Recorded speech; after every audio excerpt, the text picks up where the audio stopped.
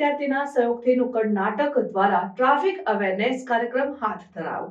સંઘ પ્રદેશ દાદરા નગર હવેલી અને Daman Diu traffic police દ્વારા પ્રદેશમાં રોડ સેફટી માસની ઉજવણી કરવામાં આવી રહી છે। તે અંતર્ગત દમણમાં વિદ્યાર્થીઓના સહયોગ થકી જુદા જુદા સ્થળે નુક્કડ નાટક દ્વારા ટ્રાફિક નિયમો અંગે લોકોમાં જાગૃતિ લાવવા સરાહનીય પ્રયાસ કરવામાં આવ્યો હતો। દમણ ટ્રાફિક પોલીસના જણાવ્યા મુજબ રાષ્ટ્રીય લેવલેથી મળતી સૂચના અને માર્ગદર્શન હેઠળ લોકોમાં ટ્રાફિક નિયમો પાળવા અંગે જાગૃતિ આવે અને લોકો તેનું પાલન કરી પોતાની તથા અન્યની માર્ગ સુરક્ષા અંગે સચેત થાય તે માટે સમગ્ર માસ આવા જાગૃતિ કાર્યક્રમો વિવિધ સ્થળે યોજવામાં આવશે। तो पहली जिम्मेदारी होगी कि एम्बुलेंस को रास्ता दें ताकि हम किसी इंसान की जान। नुक्कड़ नाटक के माध्यम से हम आपको ये बताना चाहते हैं कि कभी भी ड्राइविंग करते समय चलाना नहीं चाहिए। ड्राइविंग करना ये अनलीगल प्रोसेस है। हेलमेट अवश्य पहननी चाहिए। छोटी उम्र में 18 हम आपसे ये बताना चाहते हैं कि हम आज के दिन हमारे जो पुलिस डिपार्टमेंट है वो खड़े रहते हैं।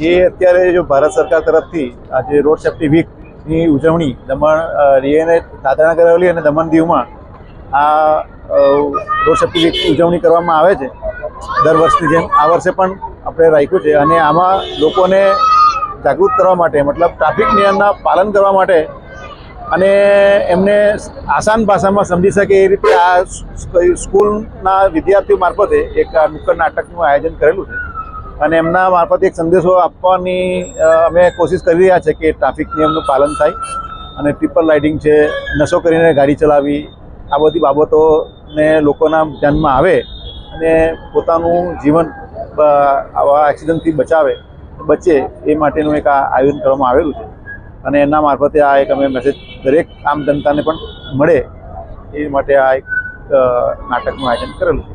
આ નુક્કડ નાટક અલાવા પણ દમણ ટ્રાફિક વિભાગ કયા બીજા કાર્યક્રમ કરશે અવેરનેસ કરવા માટે?